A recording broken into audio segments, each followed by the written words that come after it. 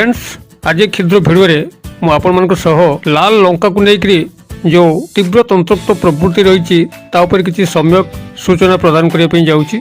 नाली लंका जे केवल आपंकर खाद्य पदार्थ व्यवहार हुए ता नुहे बरं अनेक तंत्रोक्त कार्यकलाप व्यवहार कर जीवन अनेक समस्या को समाधान कराए। अवश्य एथपाई सठिक ज्ञान आवश्यक होता है जहाँ कि मुझे भिडियो माध्यम आपण किंचित भाव शेयर करुच्ची। नाली लंकार यह स्वतंत्र गुप्त व्यवहार आपण जीवन समस्त नजर दोष हटिवा सह यदि कई तंत्र मंत्र प्रयोग कर विफल कर होता है। टंका पैसा धनर घोर अभाव को चुटकी समाधित कर समस्त अपूर्ण इच्छा को सहज परिपूर्ण कर शत्रु मान दमन करने एवं प्रेम प्रणय मांगलिक जोग को त्वरान्वित करिवारे अत्यंत अमोघ भाव में कार्य करें। आप गाँ गली जदि लक्ष्य करेंगे पिला नजर दोष को यही लंका को 7 थर तापर बुलेक चुली पकईकरी समस्त नजर दोष तापरू हटई था। दुकान मानक लक्ष्य करेंगे व्यवसाय प्रतिष्ठान यही लाल लंका एवं कागज लेंबूर माल को टंगई दुकान उपर समस्त कुदृष्टि को हटेवा सह तंत्र मंत्र बाधा को हटई था।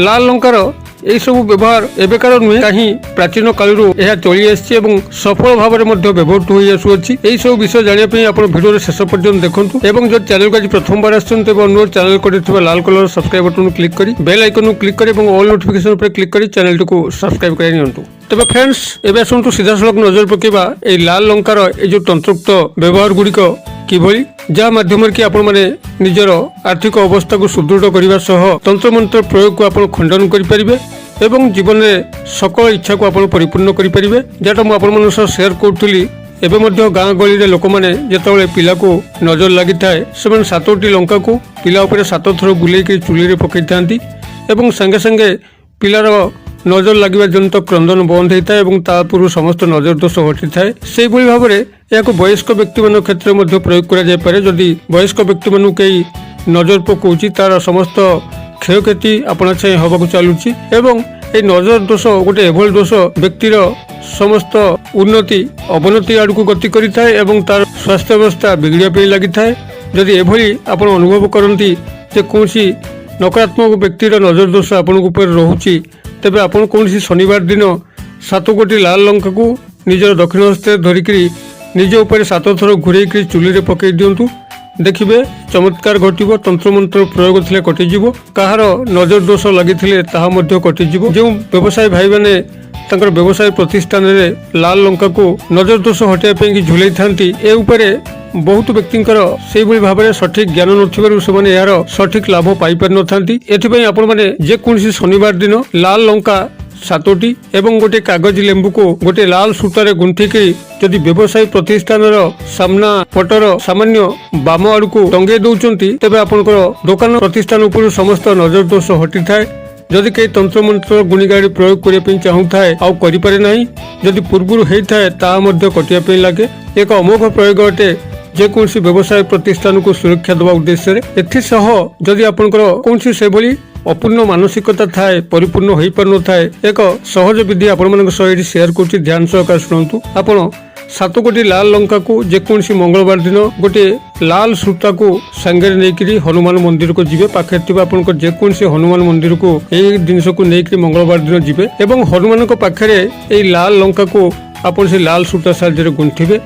गुंथि सारा पर हनुमान सिंदूर आपण मालटी को रखिदेवे एवं सेठी हाथ जोड़िक नमस्कार पूर्वक मन कथा प्रभु श्री बजरंगबली को जनइबे एवं हनुमान चालीसा को सेठी आपण गोटे बार पाठ करेंगे। यापर आपण से मालटी को धरिक आनिक जदि गृहर मुख्य दरजा सामने टंगे दौरान तो आपंकर सेबेठारू से मानसिकता परिपूर्ण होगापी लगी था एवं मानसिकता आप परिपूर्ण हो गला आपण यह कौन नदी जल विसर्जित करदेवार अच्छी कि फूल गछ मूले पोति देवार अच्छी। तेज जो आपण मैंने मंगलवार दिन हनुमान मंदिर को एक क्रिया करने जी खाली पादे चल चलिका जी और खाली पादे चल चलिका आसवे बाटर क्या सह किसी गपसप करेंगे ना कि फेरला को गपसप करेंगे ना एवं आपण मैंने ब्राह्म मुहूर्त ही जी। ब्राह्म मुहूर्त कहले जो समय आपंकर रात्रि पाई सूर्योदय घटी न से समय स्नान शौच हो क्रिया करेंगे। एथिसह जो मानकर गृह वास्तुदोष चल थाए कि से भली तंत्र मंत्र प्रयोग घटी थाए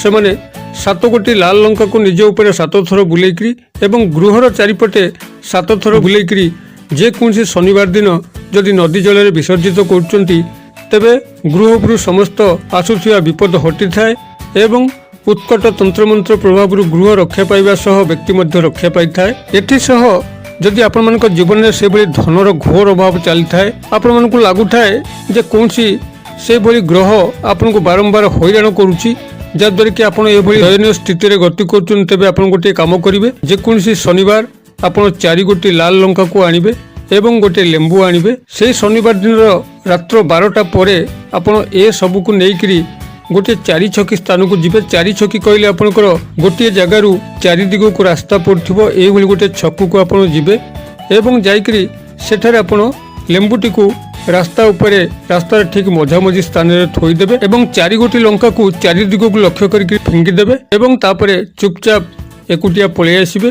ତେବେ ଏ କ୍ରିୟା କରିବା ପୂର୍ବରୁ ଆପଣଙ୍କର ଦେହ କିରଣ ମନ୍ତ୍ର ଜାଣିଥିବା ଦରକାର, ନଚେତ୍ ଅସୁବିଧା ଘଟିପାରେ। କିମ୍ବା ଆପଣଙ୍କର ଯଦି ସାଙ୍ଗରେ କୌଣସି ଖପର କାଟି ନେଉଛନ୍ତି ଯାହାକି ମାଟିହାଣ୍ଡିର ଭଙ୍ଗା ଅଂଶ, ତେବେ କୌଣସି ପ୍ରେତବାଧା ଆପଣଙ୍କୁ ଲାଗିନଥାଏ। ତେବେ ଏ କ୍ରିୟାଟି କରିବା ପୂର୍ବରୁ ସେଭଳି ସାହସୀ ବ୍ୟକ୍ତି ହୋଇଥିବା ଦରକାର। ଏହାକୁ ଯଦି ଆପଣ କୌଣସି ମତେ କରିନିଅନ୍ତି, ତେବେ ନିଶ୍ଚିତ ଭାବରେ ଆପଣଙ୍କର ସେବେଠାରୁ ସମସ୍ତ ଉନ୍ନତିର ପଥ ଖୋଲିଥାଏ। ସବୁ ମନି ବ୍ଲକେଜ ଗୁଡ଼ିକ ଅକସ୍ମାତ୍ ଖୋଲିବାକୁ ଆରମ୍ଭ କରିଥାଏ ଏବଂ ଆପଣଙ୍କର ବ୍ୟବସାୟ ସ୍ଥଳୀ ହେଉ କିମ୍ବା ଚାକିରି ଖୋଜୁଥିଲେ ଚାକିରି ପ୍ରାପ୍ତି ହେଉ, ଏଇଭଳି ଆପଣଙ୍କର ସମସ୍ତ ସର୍ବବିଧ ଉନ୍ନତି ହେବା ପାଇଁ ଲାଗେ। ଜୀବନରେ ସ୍ନେହ ପ୍ରେମ ଏବଂ ବିବାହର ମଧ୍ୟ ଶୀଘ୍ର ମାଙ୍ଗଳିକ ଯୁଗର ଉନ୍ମୋଚନ ହୋଇଥାଏ। ଏହା ଏକ ଅମୋଘ ଶକ୍ତିଶାଳୀ କ୍ରିୟା ଲାଲ ଲଙ୍କାକୁ ନେଇକରି। ଏହାକୁ ଯଦି କୌଣସି ଶନିବାର ଦିନ ଆପଣ ରାତ୍ର 12ଟା ପରେ ଗୋଟେ ଥର ପ୍ରୟୋଗ କରିଦିଅନ୍ତି, ଆପଣଙ୍କ ଜୀବନର ପ୍ରାୟତଃ ଅନେକ ଗୁଡ଼ିଏ ସମସ୍ୟା ଏହାରି ମାଧ୍ୟମରେ ସମାଧିତ ହୋଇଥାଏ। ଏଇଭଳି ଲାଲ ଲଙ୍କାର ଆହୁରି କେତେ ଗୁଡ଼ିଏ ମଧ୍ୟ ଟୋଟକା ପ୍ରୟୋଗ ରହିଛି, ଯାହାକି କ୍ଷୁଦ୍ର ଭିଡ଼ିଓରେ ସ୍ଥାନିତ କରି ହେଉନି। ପରବର୍ତ୍ତୀ ଭିଡ଼ିଓ ମାନଙ୍କରେ ମୁଁ ସ୍ଥାନିତ କରିବି।